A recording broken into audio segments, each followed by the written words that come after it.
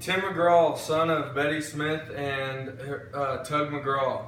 He was born May 1st, 1967 in the little town of Delahy, Louisiana. There was little to no relationship with his professional pitcher dad that wasn't around when he was a younger child, and Betty told Tim that he was not even his real, or that his stepdad was his real dad. When Tim was a little boy, he would ride around with his stepdad in his truck and sing along to George Jones and Charlie Pride and Johnny Paycheck, all the greats, not knowing that he'd be categorized as one of the greats like them one day.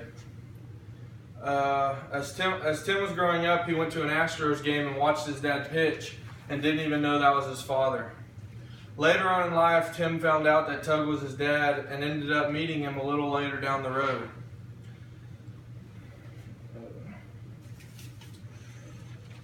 As Tim was growing up, he sang in churches and in elementary school plays, and this is what got him around the singing atmosphere as he was a little boy. When he went to college as a freshman, all Tim McGraw said he learned how to do was float a keg. So he dropped out as a freshman, bought a guitar at a pawn shop, and headed to Nashville. This is where his singing career began. As he first self-titled his album came out in April of 1993, that album sank right away. Nothing happened.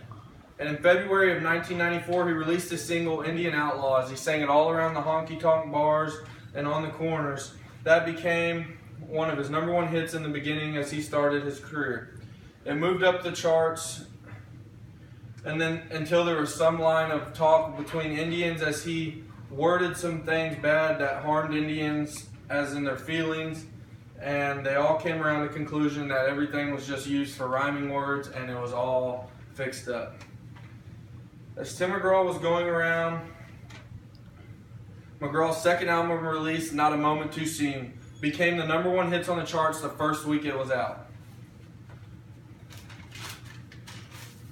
This album brought McGraw a lot of attention, bringing him a number of awards. After that, McGraw was named Best New Country Artist by Billboard and others. McGraw hugged the top spot on country album chart for 26 consecutive weeks and sold about 8 million copies over the next few years. In 1996, Hill and McGraw went on tour all across the country singing together. And at the end of this tour, McGraw proposed to Faith Hill in a trailer. And Faith Hill didn't answer right away. As Tim McGraw was performing one night, Faith Hill wrote on the mirror of that trailer, yes. Later on down the line, they ended up having 3 kids together and now are still married to this day. In 1997, his single, It's Your Love, was named Billboard Magazine Single of the Year Award, Radio and Records, Single of the Year in Country Music. Television named him Artist of the Year. In addition to Video of the Year and Top Video of All Time Award, in 1998 he won awards from Academy and Country Music Awards for Single of the Year, Song of the Year and Video of the Year, and Top Vocal Event. This is when his awards started to really rake in as he was starting to get into his prime of his career. All this came from It's Your Love. His success followed into 1999, winning a number of more hits and awards. He's got really good looks too, people. He got Sexiest Male Vocalist of the Year in the People magazine. He started to branch out in the 2000s as he had a big hit in 2004, Live Like You Were Dying, and then Let It Go in 2007, Let It Go. Live Like You Were Dying landed him his second Grammy Best Male Country Vocal.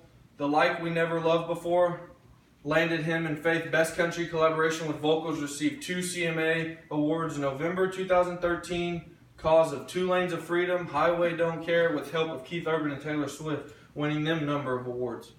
Also got into acting later on in his career with the big roles in the Friday Night Lights movie and Flicka and in the Blind Side, playing major roles and up for a number of awards in this. We could go on all day about all the awards Tim McGraw has gotten over the years, but let's just cover some of them. He had 3 Grammy Awards, 14 Academy Country Music Awards, 11 Country Music Association Awards, and in 2010, Southern Voice was the #1 music tour. He had 10 American Music Awards. He had 3 People's Choice Awards and numerous other awards, but we could go on all day about all the awards. What I'm getting to is that Tim McGraw is one of the greatest to ever be and is one of the most influential people that is around. With the way he touched people with his music, the way he did everything, and the way he fought to get to where he is today. He wouldn't have got to where he is today just standing around with his hands in his pocket. He is a hard worker and worked for everything he has, and that is it.